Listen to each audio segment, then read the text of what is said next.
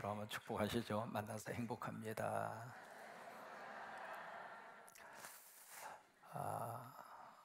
오늘 이제 예수님께서 여기에 세 부류의 사람을 예수님이 만나게 되는데, 첫 번째 부류의 사람이 대제사장, 두 번째는 서기관, 세 번째는 장로들입니다. 이 사람들이 그 당시에 무엇을 구성하고 있었느냐면 산헤드린, 지금으로 말하면 우리 한국의 국회와 같은 최고의 의결기구를 형성하고 있었던 세 부류의 사람들이 아까 설명을 해드린 그들이에요. 근데 지금 그들이 지금 예수님에게 와서 뭔가 지금 단지성 질문을 지금 던지고 있습니다. 27절에 보시면 그들이 다시 예루살렘에 들어가니라. 여기에 그들이라고 하는 것은 예수님과 예수님의 제자들을 의미합니다. 지금 예수님이 어디에 계시느냐면 베다니라고 하는 그 마을에 계시면서 약 한 예루살렘에서 베다니까지는 약 한 3km 정도 떨어져 있어요. 그래서 예루살렘 거기에 성전이 있었던 장소, 거기서 사역을 하시다가 다시 베다니로 가셨다가 다시 예루살렘 와서 사역을 하시고, 이제 그런 모습으로 지금 종려주의를 지내고 있거든요. 그래서 여기에 예수님이 다시 예루살렘에 들어가니라. 그러면서 예수께서 성전을 걸어 다닐 때에 거기에 세 부류의 사람들이 등장을 하고 있습니다. 대제사장, 서기관, 그리고 장로들. 이 사람들이 무엇을 구성하고 있었느냐면 지금 우리의 국회에 해당하는 산헤드린, 공회의원이라고 이야기하는데 그 산헤드린을 구성하고 있는 세 부류의 사람들이 바로 이들이었어요. 이들이 예수님에게 와서 지금 질문을 던지고 있습니다. 그것이 28절이거든요. 당신이 무슨 권위로, 당신이 무슨 오소리티로, 당신이 무슨 권세로 이런 일을 하느냐, 그리고 누가 당신에게 이런 일을 할 수 있는 오소리티, 권위를 당신에게 준 사람이 누구냐. 여기서 지금 두 번씩이나 언급을 하고 있는 이런 일이라고 하는 것은 그 전날에 있었던 성전 청결 사역입니다. 예수님이 노끈을 가지시고 거기에 있었던 비둘기 파는 자들, 그리고 돈 바꾸는 자들의 상을 뒤엎고, 그러면서 예수님이 그들에게 외친 말씀이 있습니다. 내 집은 만민이 기도하는 집이다. 그때도 이들이 강도의 수고를 만들었다. 그래서 예수님이, 여러분 성경에서 만나는 예수님은 참 인자한 그런 예수님의 모습이잖아요. 마치 저처럼. 근데 지금 여기 거기서 나타나는 예수님의 모습은 막 앵고 화가 나서 노끈으로 채찍을 가지고 거기에 있는 비둘기 그리고 상을 뒤집어 엎고 말 그대로 혁명가적인 그런 예수님의 모습을 보이면서 그것을 다 뒤집어 엎는 거예요. 그때 예수님이 외친 말씀이 내 집은 만민이 기도하는 집인데, 모든 성도들이 와서 기도하는 집인데, 그래서 아버지 만나고 속에 있는 이 원한을 아버지 앞에, 이 속에 있는 이 상처를 아버지 앞에 꺼내놓고 치유함 받고, 그것이 바로 내 아버지의 집인데 너희가 이 집을 강도의 소굴로 만들었도다. 그래서 채찍을 가지고 거기서 그 전에 전혀 볼 수 없었던 예수님의 모습을 보이면서 거기서 그들을 다 몰아내는 거예요. 바로 이제 그 일을 여기서 설명을 하고 있습니다. 당신이 그 일을 무슨 권위로 하고 있느냐, 누가 그 일을 할 수 있는 오스레드 권위를 누가 주었느냐. 여러분, 여기에 나타나는 사람이 세 부류의 사람들입니다. 근데 그 세 부류의 사람들이 예수님 당시에 어떤 모습으로 그들의 변질이 되었는가? 적폐의 대상으로 변질된, 하나님을 위해서 선택받은 사람이고 하나님 나라를 위해서 그 직급을 주었음에도 불구하고 그들이 가장 하나님의 나라의 일을 방해하고 있고 하나님 나라의 그 복음을 변질시키는 그런 사람들로 가장 앞장서 있는 사람이 대제사장들이었고 서기관들이었고 장로들이었단 말이에요. 그래서 그들을 대상으로 지금 예수님이 뭘 하시는가? 적폐 청산을 하신 거예요. 여러분, 여기에 대제사장, 이 대제사장은 일대 대제사장이 아론입니다. 그 아론을 시발점으로 해서 마지막 제사장이 누구냐면 파니아스라고 하는 사람이 마지막 대제사장입니다. 그래서 그 역사가 무려 1500년입니다. 1500년의 역사를 가지고 있는 것이 하이 프리스트, 대제사장, 그 제도거든요. 그 제도를 통해서 하나님의 큰 영광을 받으셨는데, 그 제사장의 역사가 시작이 되면서 그들 속에 뭐가 있었는가? 그 직분을 통해서 말 그대로 대제사장들의 그 복음을 위해서 하나님의 택함 받고 그 자리를 하나님이 세우셨는데 완전히 변질이 된 거예요. 그래서 정치권과 결탁을 해서 그들이 이권을 챙기고, 그래서 예수님 당시에는 마치 뇌물을 받고 그 제사장직을 사고 팔 정도로, 그 정도로 이 제사장들이 타락을 했다 이 말이에요. 여러분, 직급이 올라가면 올라갈수록 하나님이 요구하시는 것이 있습니다. 그 요구하시는 것이 무엇인가? 바로 거룩함이에요. 근데 그 거룩함을 이 제사장들은 철저하게 그것을 땅에 떨어뜨렸고, 그 거룩함이 이제는 눈을 씻고 찾을래야 찾아볼 수 없을 정도로, 또 하나 그 제사장들에게 하나님이 요구하시는 것이 정결함이에요. 근데 완전히 타락해서 완전히 땅에 떨어질 대로 떨어진 그들이 바로 그들이 보여주고 있는 대제사장들이에요. 근데 그들이 바로 예수님의 적폐 청산의 이루가 된 거예요. 여러분, 하나님의 직분을 많이 맡으면 맡을수록 그 직분을 통해서 하나님이 요구하시는 것은 깨끗한 거예요. 세상과 똑같이 가면은 이 교회를 통해서, 복음을 통해서 기대할 것이 아무것도 없어요. 한 교회의 당회장이 되고 한 교회의 담임 목사가 되면 그만큼 하나님이 요구하시는 것이 더 많습니다. 장로가 되면 하나님이 요구하시는 것이 더 많아요. 평신도 시절하고요, 장로가 됐을 때하고 하나님이 우리에게 요구하시는 것이 달라요. 그 요구하시는 것을 하나님이 기뻐하시고 하나님이 원하시는 가장 중요한 그 복음의 본질을 붙들고 살아야 될 사람들이 이 복음을 완전히 변절시키고 돈벌이의 수단으로 삼고, 그것이 예수님 당시의 대제사장들의 그런 모습이에요. 그래서 적폐 청산 제1호가 된 거예요. 여기 두 번째 사람들이 등장합니다. 누구냐면 서기관들입니다. 이 서기관들은 율법 학사, 그렇게 표현을 하거든요. 이 사람들이 모두가 다 하나님의 말씀을 기록한 사람들이에요. 지금처럼 인쇄술이 발달이 되어져 있지 않았기 때문에, 그래서 하나님의 말씀을 취급하는 사람들이었고, 또 하나 이들을 통해서 하나님의 말씀이 해석이 돼요. 그 하나님의 말씀에 해석할 수 있는 그 권한은 지금으로 말하면 헌법기관하고 똑같습니다. 어떻게 그 법을 해석하느냐에 따라서 그 법에 대한 적용이 달라지거든요. 근데 그 정도로 권위를 가지고 있었던 사람들이 서기관들이에요. 그래서 그 지위를 이용을 해서 서기관들이 갑질을 하는 거예요. 어떤 식으로 갑질을 했는가? 그 지위를 이용해서 탐욕에 어떤 악용을 하고, 여러분, 법이라는 게 그렇잖아요. 법을 잘 활용을 하면 그 사회 자체가 질서가, 그리고 그 사회 자체가 건전하게 발전이 되지만, 그 법을 악용하는 사람들이 생기기 시작하면 그 사회 자체가 엉망이 되잖아요. 그런 것처럼 서기관들이 그랬어요. 그래서 예수님이 서기관들을 보시면서 그렇게 아주 엄청나게 그들을 책망을 합니다. 이 회칠한 무덤 같은 사람들. 겉에서 봤을 때는 페인트가 칠해져 있어서 깨끗한데 그 속에는 썩어서 막 냄새가 나고 뼈들이 우글거리는, 또 그들을 향해서 예수님이 아주 강한 어조로 그들을 막 책망하는 말씀을 하시면서, 이 독사의 자식들아. 여러분, 그렇게 책망한 이유가 있습니다. 그들이 바로 적폐 청산의 대상이 된 거예요. 여러분, 가장 중요한 본질을 놓치면은요, 사람은 참 묘하게도 거기서부터 썩어요. 기독교 신문에 참 재밌다기보다도 가슴 아픈 그런 이제 광고를 하나 본 적이 있었습니다. 어느 단체를 쭉 이렇게 소개를 하는데 단체의 명단을 쭉 이렇게 기록을 해 놓았는데 그 앞에 붙어 있는 수식어를 보니까 증경회장, 수석회장, 총무회장, 실무회장, 부회장, 그 다음에 회장. 거기에 깨알같이 이렇게 글씨가 쓰여져 있는데 거기에 등장한 인물만 하더라도 100명이야. 무슨 회장이 그렇게 많습니까?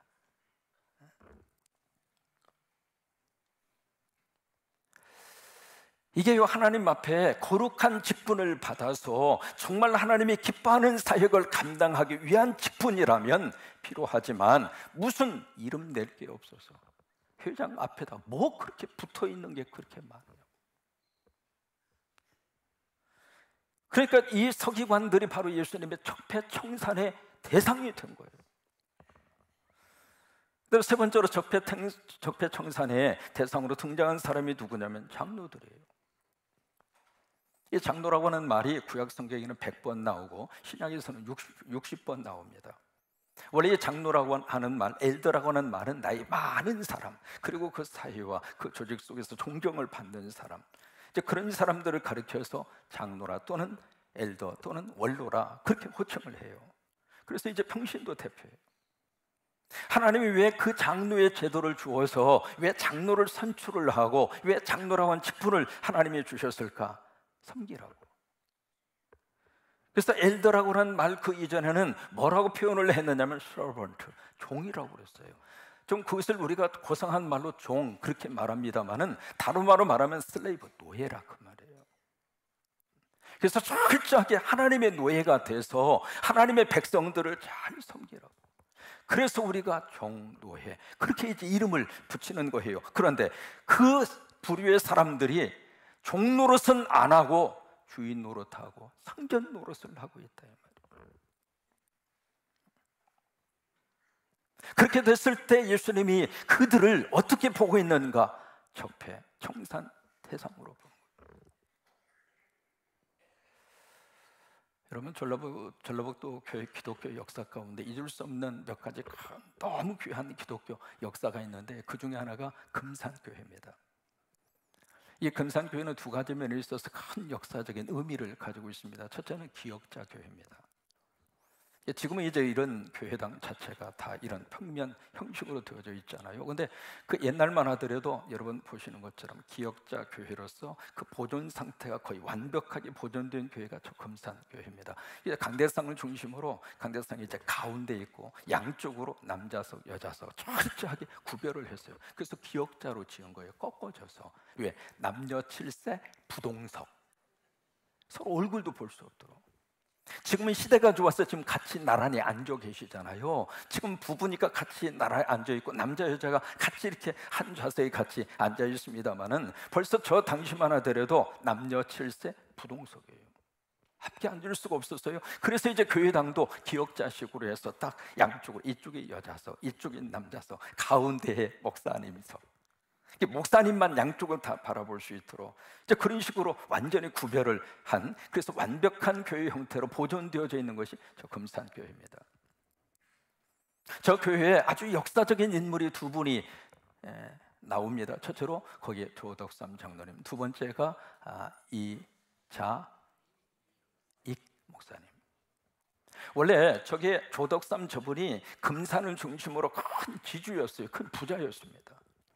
부자였는데 저 부자의 그 집에 마부로, 다시 말해서 머슴으로 들어와서 살았던 사람이 이자익이라고 하는 그분이에요. 원래 충청도 출신의 사람인데 그쪽에 흉년에 들어서 먹을 것이 없어서 전라도까지 먹을 것을 찾기 위해서 온 거예요.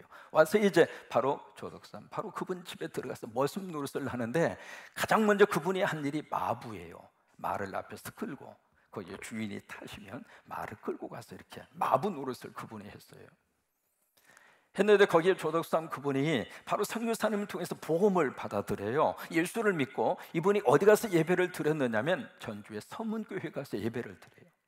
상당히 먼 거리였죠. 근데 거기에 말을 앞에서 끌고 가던 사람이 이자익, 바로 그분이에요. 근데 이분이 주인을 따라서 교회를 출입하면서 그분도 예수를 영접했어요. 여러분, 주인 잘 만나면 그 옆에 있는 사람도 덕을 보는 거예요.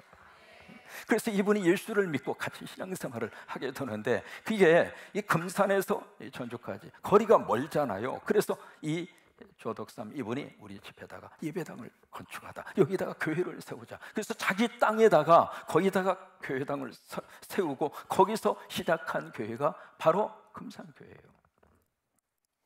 그래서 이제 성도들이 열심으로 신앙생활을 하는데 이제 교회가 부흥이 되니까 장로를 피택을 하게 된 거예요. 지금 우리처럼 장로를 피택을 하는데 거의 대부분 모든 사람들이 조덕삼 저분이 장로갑니다. 그만큼 헌신하고 그만큼 신앙적으로 모범적으로 그런 신앙생활하는 사람들이 없었어요. 그래서 거의 대부분 성도들이 그래, 이번 장로는 조덕삼 저분이다, 그렇게 기대를 하고 장로 피택을 위한 선교를 딱 했는데 결과는 조덕삼이가 떨어지고 그 집에서 머슴살이를 하는 이자익 그분이 장로가 된 거예요. 그 결과 앞에 교인들이 술렁이기 시작했습니다. 큰일 났다. 우리 교회 시험 들었다. 여러분, 그렇지 않겠어요? 자기 집 땅을 내서 거기다가 건축을 해서 교회가 세워졌는데 그 모든 것을 헌신하고 한 사람은 떨어지고 그 집에서 머슴살이를 하는 하인 노릇을 하는 사람이 장로가 됐으니 교회 분위기가 어떻게 했냐? 큰일 났다. 우리 교회 시험 들었다.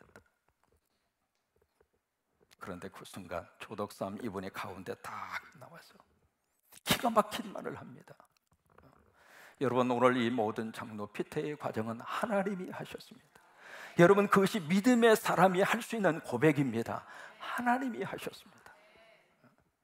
우리 집에서 비록 일하고 있는 분이었으나 이분은 나보다 영성이 더 깊고 하나님의 그릇으로 택함 받을 만한 사람이니 하나님이 그를 택하여 세우셨습니다. 나는 오늘부터 그를 장로님으로 잘 받들어서 우리 교회가 정말 하나님이 기뻐하는 교회가 되도록 그렇게 하겠습니다.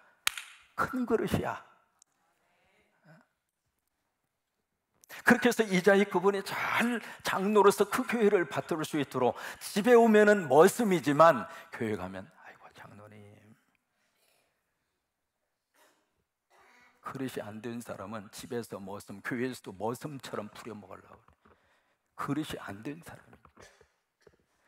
그 사람은 그릇이 큰 사람이었어요. 하나님이 세우셨구나. 하나님이 세우셨구나. 그래서 장로님으로 잘 받들면서 그러다가 2년 후에 다시 장로 피택이 있어서 그때 조덕삼 그분이 장로가 돼요. 장로가 되는데 그동안에 이자익 그분이 영수였다가 장로님이 됐거든요. 지금은 영수라고 하는 제도가 없잖아요. 장로님이 되면서 하나님의 부르심을 받고 내가 평양신학교에 가서 내가 신학을 해서 목회자가 되겠다고, 그것을 다 뒷바라지 한 사람이 누구냐면 조덕삼 장로님이에요. 하시라고, 하나님의 부르심 앞에 당신 헌신하시라고, 내가 할 수 있는 거 최선을 다해서 밀어주겠다고. 그래서 말 그대로 모든 학자금부터 시작을 해서 그분이 신학을 해서 멋진 목회자로 쓸 때까지 모든 뒷바라지를 그 주인 조덕삼 장로님이 그걸 다 하는 거예요. 그런데 그 다음에 2년의 세월이 지납니다. 이자익 그분이 목사 안수를 받은 다음에 무슨 일이 있었는가? 조덕삼 장로님이 그 머슴으로 있던 그분 목사님을 그 금산교회 당회장으로 청빙을 해요. 청빙을 해서 그 교회 담임 목사님으로 이 장로님이 잘 받듭니다. 여러분, 그 교회에서 이자익 목사님이 총회장을 3번을 합니다. 여러분, 한 교회에서 총회장님이 나와서 총회를 이렇게 잘 이끌어갈 수 있도록 그거요, 한 번 하는 것도 쉽지가 않습니다. 일이 얼마나 많아요. 근데 그 일을 3번을 하게 했어요. 자, 보세요. 바로 그 조덕삼, 그분이 큰 그릇이란 말이에요. 그러니까 장로님이 큰 그릇을 가지고 있으니까 교인들도 큰 그릇이 되는 거예요. 그리고 그 교회에서 목회하는 하나님의 종도 큰 인물로 하나님 앞에 쓰임을 받는 역사가 나타나고, 그것이 우리 한국교회에서 너무 귀한 아름다운 모습입니다. 여러분, 장로는 그래야 됩니다. 하나님 우리를 섬기라고 장로를 하나님이 뽑아주시는 거예요. 성도들의 종이 돼서 성도들의 신앙생활 잘할 수 있도록 나는 감추어주고 오직 나를 통해서 주님이 드러나고, 그게 아멘. 나를 통해서 예수님이 드러나고 나는 감추어지고, 우리 교회 안에 그런 장로님을 하나님이 꼭 세워주시게 되기를 주의 이름으로 축원합니다. 근데 예수님 당시에는 안 그랬단 말이에요. 안 그래요. 그래서 이제 거기에 대해서 예수님이 적폐의 대상으로 삼고 그냥 채찍으로는 노끈으로 그 일들을 예수님이 이제 하신 거예요. 그러니까 28절에 이들이 와서 이제 화가 난 거죠. 화가 나서 28절에 당신이 무슨 권위로, 그리고 누가 이런 일을 할 수 있는 권위를 당신에게 줬느냐고. 그러자 29절에 보세요. 예수님이 그 말씀을 하십니다. 같이 한번 29절 읽을까요? 시작. 예수께서 이르시되 대답하라. 그리하면 나도 무슨 권위로 이런 일을 하는지 이르리라. 그래, 너희가 질문을 던져. 그래, 나도 너희에게 질문하겠다. 왜냐하면 예수님이 이렇게 대답해도 그들이 걸고 넘어지고, 이렇게 대답해도 저렇게 걸고 넘어지고, 뭐 그런 질문이 있잖아요. 이렇게 해도 저렇게 해도 뭔가 낚싯바늘처럼 한번 딱 걸어야지. 그런 심보를 가지고 덤벼들면서 던지는 질문에 대해서는 이렇게 대답해도 저렇게 대답해도 딴지를 걸 수 있는 가능성이 많잖아요. 그러니까 예수님이 그들에게 그 똑같이 질문으로 그들에게 응수를 하시는 거예요. 그러면서 30절 말씀에 요한의 세례 하늘로부터냐 사람으로부터냐 대답해라. 그 질문을 받고 나서 31절을 보시면 그들이 서로 의논을 합니다. 만약에 요한의 세례가 하늘로부터라 그렇게 대답을 하면 왜 당신 세례 요한 안 믿느냐? 왜냐하면 그 당시에 대제사장, 서기관, 장로들이 안 믿었거든요. 세례 요한이 하나님의 종으로 이 세상에 보냄받은 선지자라고 하는 사실을 인정하지 않았거든요. 그러니까 분명히 치고 들어올 것이다. 그러면 당신들은 왜 하나님이 보낸 선지자라고 안 믿느냐? 그리고 만약에 사람으로부터라 그렇게 말을 하면 모든 사람이 요한을 참 선지자로 하나님이 보내신 참 주의 종으로 그렇게 믿고 있는데 이 백성들이 만약에 그것을 인정하지 않으면 요한을 하나님의 종으로 믿는 사람들이 이들을 가만두겠느냐고요. 그러니까 이럴 수도 없고 저럴 수도 없고. 그러니까 33절에 보세요. 뭐라고 답변을 하느냐? 이에 예수께 대답하여 이르되 우리가 뭐예요? 알지 모르겠다 그 말이에요. 여러분 이런 경우에 아주 곤란한 질문 앞에 대답을 할 수 없을 때 미국 사람들이 보이는 제스처 하나가 있습니다. 그것이 바로 뭐냐면 아마 그런 제스처 보셨는지 모르겠습니다. 이렇게 대답해도 곤란하고 저렇게 대답해도 곤란하고 그랬을 때는 꼭 이렇게 해요. 지금 이제 여기에 나와 있는 서기관들 그리고 장로들 대제사장이 지금 보이는 모습이 바로 그거예요. 그래서 33절에 우리가 알지 못하겠다. 그때 예수님 말씀을 하십니다. 예수께서 이르시되 나도 무슨 권위로 이런 일을 하는지 너희에게 이르지 아니하리라. 여러분 두 가지 메시지를 우리에게 주시고 있습니다. 여러분 하늘의 권위는 누가 인정하는가? 예수 그리스도가 있을 때 하늘의 권위를 인정하는 거예요. 그리고 하늘의 권위를 가진 사람들이 이 땅에서 하나님의 역사를 이루십니다. 여러분 마귀와 사탄은 누구 앞에서 물러가게 되는가? 내 안에 예수가 있을 때, 여러분 속에 예수님이 계실 때, 그때 예수님의 이름으로 명령하면 마귀와 사탄이 물러간다. 근데 예수가 없는 사람은 예수님의 그 권위 자체를 인정을 안 하려고 그래요. 그 자체를 아예 처음부터 그것을 전혀 인정을 안 하려고 그래요. 그리고 두 번째로 여기 지금 무슨 권위로 그리고 누가 당신에게 이 권위를 줬는가? 거기에 대한 성서적인 대답이 요한복음 6장 57절입니다. 거기에 보시면 그렇게 예수님이 말씀을 하세요. 같이 한번 고백할까요? 살아계신 아버지께서 나를 보내시면, 자 보세요. 나를 누가 보냈어요? 아버지인데 어떤 아버지? The living Father. 여러분 그 아버지가 우리의 아버지가 되심을 믿으시면 아멘. 손 들고 아멘. 그래요. 그 아버지. 그냥 아버지가 아니라 The living Father, 살아있는 아버지. 그 아버지가 우리를 사랑하시고 그 아버지가 우리를 돌봐주시고 그 아버지가 우리 가정을 지켜주시고 그 아버지가 우리 민족을 붙들고 계신다. 그러니까 The living Father, 그 살아있는 아버지가 누구를 보냈는가? 나를 보내셨단 말이에요. 하나님이 나를 보내셨다. 바로 그거예요. 내가 선택하고 내가 결정한 것이 아니라 여기에 성도들의 권위가 있습니다. 우리들의 권위는 땅에서 주어지는 게 아닙니다. 하나님에게서 오는 거예요. 하나님이 나를 세우셨다고 하는 그 믿음이 우리를 영적으로 권위 있게 만들어 주는 거예요. 여러분 차 목사가 전주에서 목회하다가 군산에 왜 왔어요? 여러분들이 투표하셔서 오라고 오니까 제가 왔어요? 맞아요? 그것은 드러난 표면적인 이유뿐이에요. 살아있는 하나님이 나를 이곳으로 보내신 거란 말이죠. 그것이 차목사의 영적 권위예요. 성도들이 투표해서 표가 많이 나와서 그렇게 해서 내가 그 표를 따라서 여기 왔다 그 생각을 하면 표를 많이 준 사람의 눈치 보다가 그걸로 목회 끝나는 거예요. 난 그런 목사 되기 싫어요. 이 교회에 헌금을 좀 많이 내는 사람, 좀 가족이 많은 사람, 나 그런 사람 눈치 보면서 목회 인생 끝내고 싶지 않아요. 난 하나님의 눈치를 보고 싶어요. 나를 이곳에 보낸 분은 누구인가? The living Father sent me here. 나를 이곳으로 보낸 분은 살아있는 아버지란 말이에요. 여러분 모두도 마찬가지입니다. 누가 이 교회로 보내셨는가? 살아있는 아버지가 여러분들이 이 교회로 보내신 거예요. 여러분 군산만 하더라도 교회가 600개잖아요. 그 많은 교회 가운데 왜 성광교회에 와서 신앙생활을 하도록 그렇게 역사를 하셨는가? 아버지가 보내죠.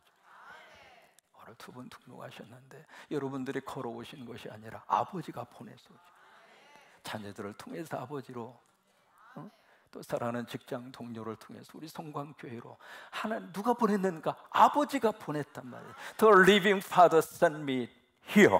나를 이곳으로 보낸 분은 The living Father, 살아있는 아버지라고 하는 거예요. 이것이 예수 믿는 사람의 영적 권위입니다. 장로도 마찬가지입니다. 교인들의 인기를 받아서 내가 이 교회의 장로가 되고 그 생각을 하면 교인들 눈치 보다가 끝나는 거예요.